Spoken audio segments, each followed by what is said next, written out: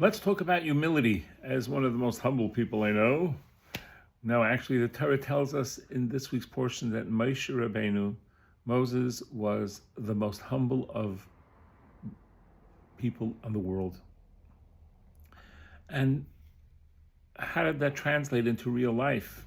It actually translated very powerfully. First of all, his sister spoke ill about him and got a leprosy-like disease. She spoke Lashon Hara, and Moshe davens for his sister, even though she spoke about him. That doesn't stop him. There are other people saying prophecy in the land, and people are upset. Moshe's not said, I wish everybody would be a prophet. He didn't want to have the monopoly on prophecy. People ask Moshe, we're ritually unclean, we can't bring the Paschal lamb. Avrohom Czapnik would have said, sorry, you missed the opportunity. Next year, maybe another time. But Moshe says, I don't know, let's see. And what ended up happening was Hashem told him about the opportunity to have Pesach Sheni, the second Pesach, where they had an opportunity to make up the loss of the first Pesach on the 14th day of Nisan. They couldn't bring the Paschal lamb, so they could bring it on the 14th day of Iyar. So we see great humility by Moshe, but how could he have been so humble? He had the best resume in the world. He helped with the plagues in Egypt. He got the Jewish people out, led them out of Egypt and split the sea. And he received the Torah and taught it to the Jewish people. How could it be so humble?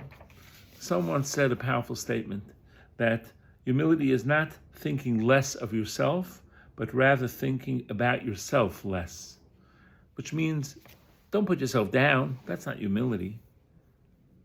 That's not the idea at all. Rather, a person needs to realize that whatever talents and gifts we have, those are gifts from God. And when a person has humility, it lets other people in. And it lets God in. We're humble enough to be able to realize that we need leadership and direction from the Almighty. And it helps us in our relationships with other people and allows us, opens us up to other people's ideas and opinions. And that was Moshe Rabbeinu. And two great rabbis, I'd like to share stories about their humility. Rabbi Moshe Feinstein was the premier Jewish law authority in the 20th century in the United States. He was well respected by everyone, revered, and a holy, righteous person, and exceptionally learned. His works are still studied to this day. And he was leaving a place, and one of the young guys turned up looking at his friends further up on the escalator and said, okay, Moshe, take care. And no one addresses Rabbi Moshe Feinstein that way. And he wasn't addressing Rabbi Moshe, he was addressing his friend who was on the upper floor. And Rabbi Moshe said, oh, take care, have a good night.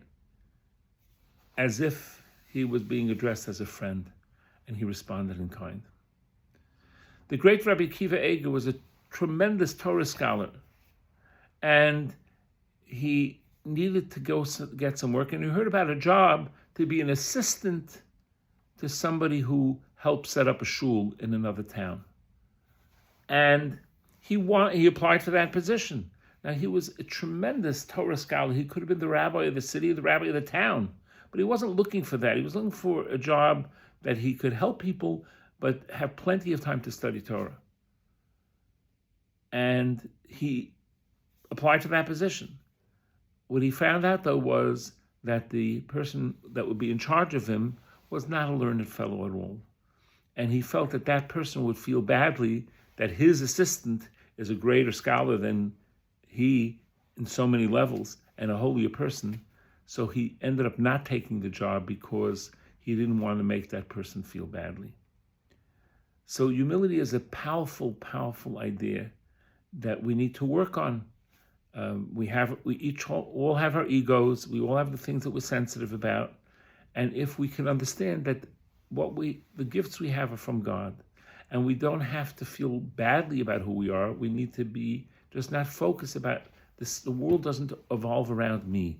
The world evolves around God. And now what can I do to contribute? What can I do to help? What can I do to uplift? What can I do to make somebody else feel good?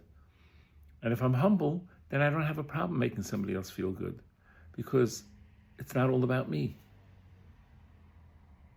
A man once met the Reb Shmuel Kamenetsky, he should live and be well, and he was blown away by him. He said, I had a conversation with this great rabbi for over an hour, and he never mentioned his name himself once. He was talking about everything else, about me, about what I'm doing, not about himself. May we work on our humility so that we can let other people in, and we can build up other people and let God in. This week's Torah portion is Parshat Beha'aloscha, and it tells us so much about humility, about the great Moshe, and may we learn those lessons and try to emulate them and have a wonderful, great Shabbos. All the best.